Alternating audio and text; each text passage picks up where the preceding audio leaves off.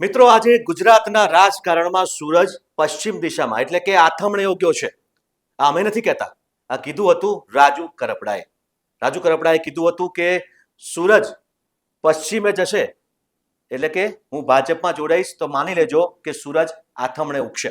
અને આજે ખરેખર ગુજરાતના રાજકારણમાં સૂરજ આથમણે ઉગ્યો છે, કારણ કે રાજુ કરપડા હવે વિધિવત રીતે ભાજપમાં જોડાઈ ગયા છે. નમસ્કાર, લલકાર સાથે હું છું નરેન્દ્રસિંહ જાદવ અને હું છું જીતુ બાંધણિયા.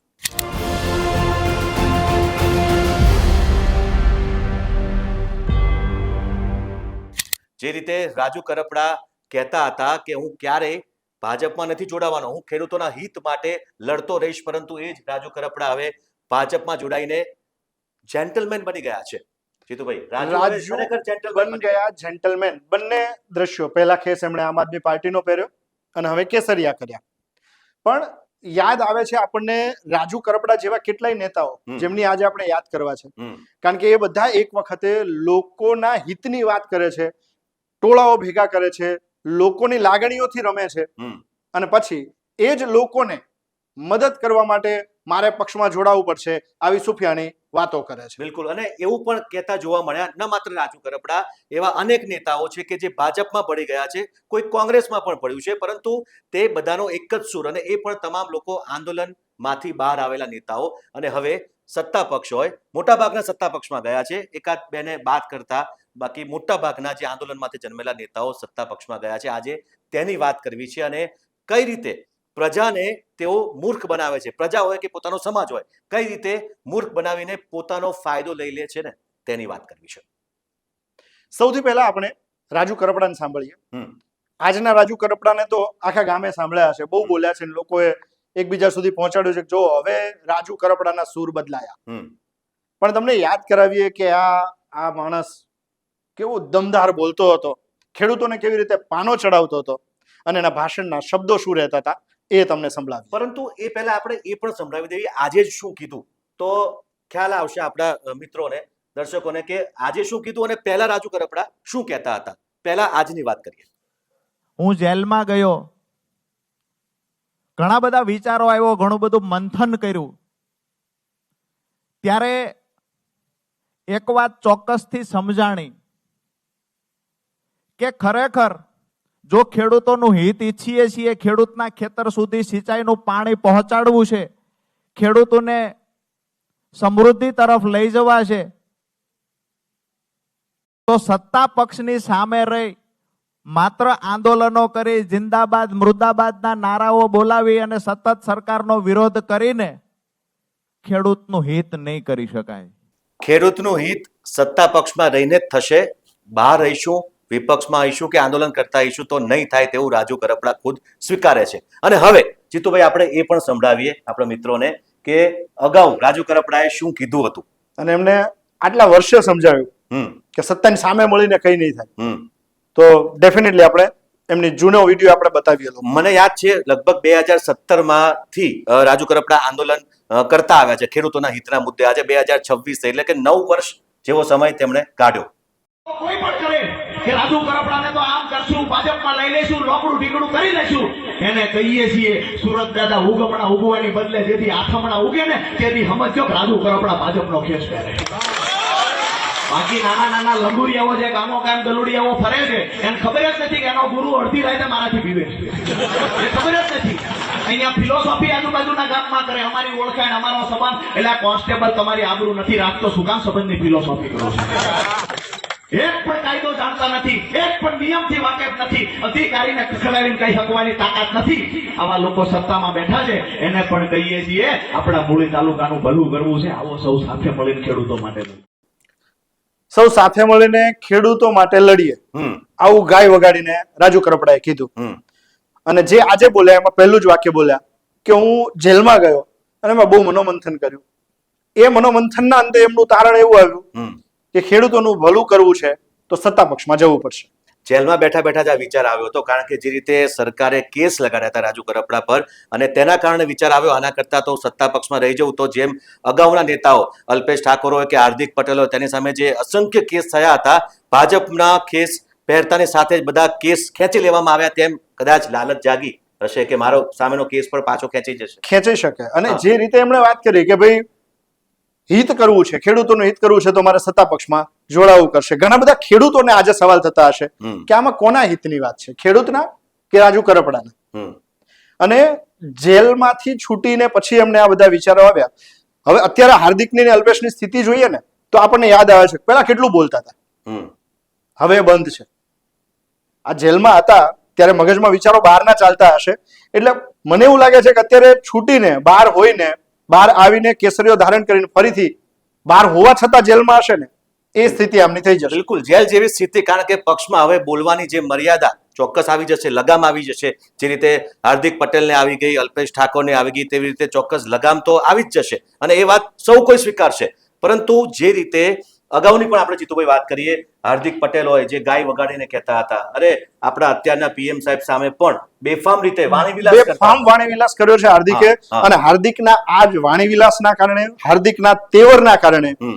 અમારો પાટીદાર સમાજ છે હમ. એ હાર્દિકના એક અવાજ ઉપર ભેગો થઈ જતો હતો. હમ. જ્યારે ફેસબુક લાઈવ ને ઇન્સ્ટાગ્રામ લાઈવ હાર્દિકની ચેનલ પરથી થતું હોય, ફેસબુક પેજ પરથી થતું હોય તો મોટી સંખ્યામાં લોકો જોડાઈ જતા હતા કે હાર્દિક આજે શું બોલશે, એને સાંભળવા માટે ભેગા અને થતા. અત્યારે મોટી સંખ્યામાં લોકો કોમેન્ટો બેફામ રીતે હાર્દિકને ગાળો દેતી કોમેન્ટો કરી રહ્યા છે. આપણે હાર્દિક પટેલે અગાઉ શું કીધું હતું, ભાજપ કેવા વાણીવિલાસ કરતા હતા. હા, તે વખતે કેવો વાણીવિલાસ હતો ને તે પણ આપણે સંભળાવી દઈએ. છે બિલકુલ વાહિયાત વાત. અને ક્યાંક ને ક્યાંક મોદી સાહેબ જ આ ચલાવતા હોય એવું મને લાગી રહ્યું છે.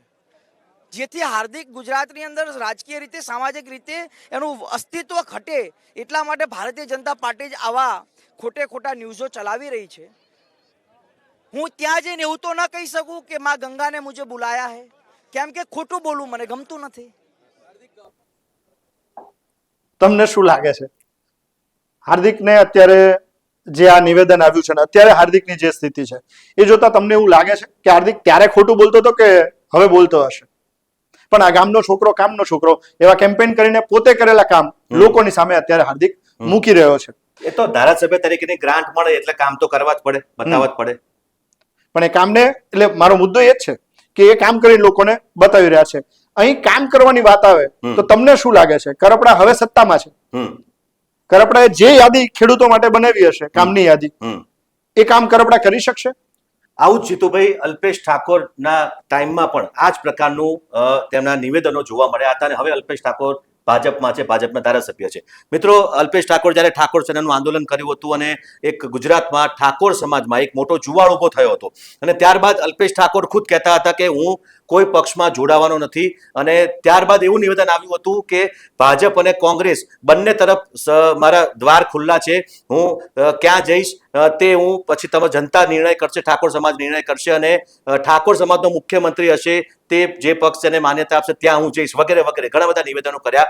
પરંતુ આજે જે અલ્પેશ ઠાકોર ભાજપના નેતાઓને જોખીને ગાળો દેતા હતા જ્યારે કોંગ્રેસમાં જોડાયા હતા, તે જ અલ્પેશ ઠાકોર આજે ભાજપમાં છે, ધારાસભ્ય છે. પરંતુ જે એ વખતના અલ્પેશ ઠાકોર હતા ને ઠાકોર સમાજ માટે, તે કદાચ અત્યારે નથી.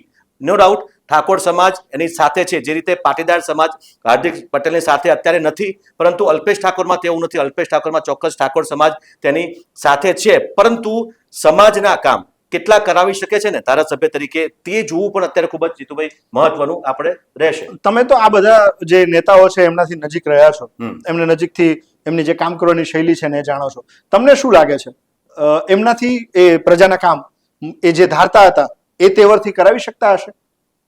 અત્યારે લાગતું નથી.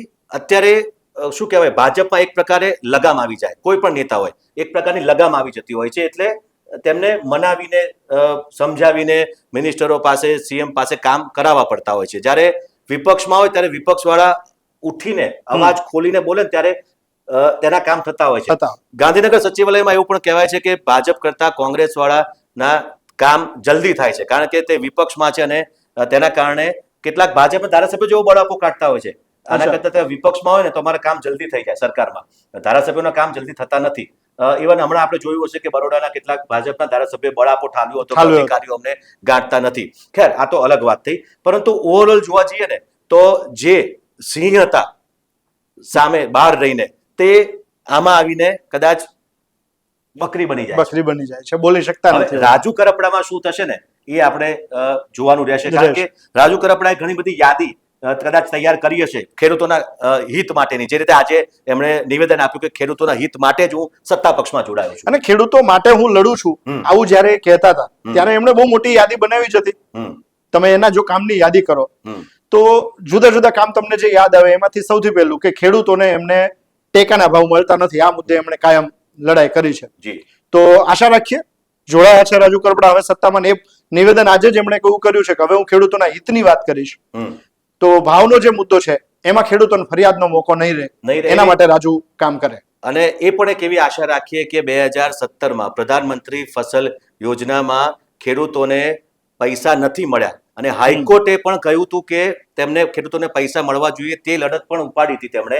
હવે કદાચ ખેડૂતોને એ પ્રધાનમંત્રી ફસલ યોજનાના જે પૈસા છે ને, વીમા યોજનાના, એ રાજુ કરપડા અપાવી દેશે તેવી એમની પાસેથી આશા રાખીએ.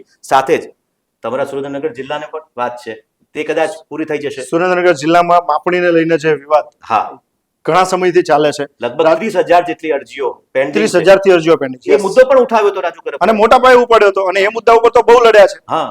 તો હવે આશા રાખીએ કે આ બધી અરજીઓ પેન્ડિંગ નહીં રહે, નિકાલ એનો લઈ આવશે રાજુ કરપડા. બિલકુલ. અને આવું તો આપણા આ વિડીયો જોનારા બહુ બધા દર્શકો, તમારામાંથી જે ખેડૂત હોય, તમે કહેજો રાજુ કરપડાએ તમને કયા કયા સપનાઓ બતાવ્યા છે, કયા કયા તમારા મુદ્દા ઉપર લડીશ એવું રાજુ કરપડાએ તમને કીધું છે. અમને કોમેન્ટમાં ચોક્કસ લખીને મોકલાવજો. અને આશા રાખીએ કે રાજુ કરપડા સત્તા પક્ષમાં જોડાયા છે, તેમને અભિનંદન આપીએ. અને ખરેખર તો ખેડૂતોના હિત માટે જોડાયા છે, તો સાચા અર્થમાં ગુજરાતના ખેડૂતોનું કામ થાય ને તો તેમનું આ જોડાવું, ભલે સૂરજ પશ્ચિમમાં ઉગે કે ગમે ત્યાં ઉગે, પરંતુ જો ખેડૂતોના કામ થશે ને, અથવા તો તેમની જે જૂની માગણીઓ રાજુ કરપડા પૂરી કરાવી શકશે ને, તો અમે સૌ કોઈ તેમને આમ દિલથી અભિનંદન આપીએ કે ખરેખર તમે સત્તા પક્ષમાં જોડાઈને ખેડૂતોના સાચા મસીહા બન્યા છો. લલકાર પર આ જ રીતે પ્રજાનો મુદ્દો અમે ઉઠાવતા રહીશું. તમારા બીજા કોઈ પ્રશ્નો હોય તો અમને ચોક્કસ મોકલાવજો, અમને ડીએમ કરજો, કોમેન્ટમાં લખી મોકલાવજો અને લલકાર ન્યૂઝને ફોલો કરવાનું ભૂલતા નહીં. આપના પોતાના પ્લેટફોર્મ લલકારને લાઈક કરો, ફોલો કરો, સબસ્ક્રાઇબ કરો અને શેર કરો.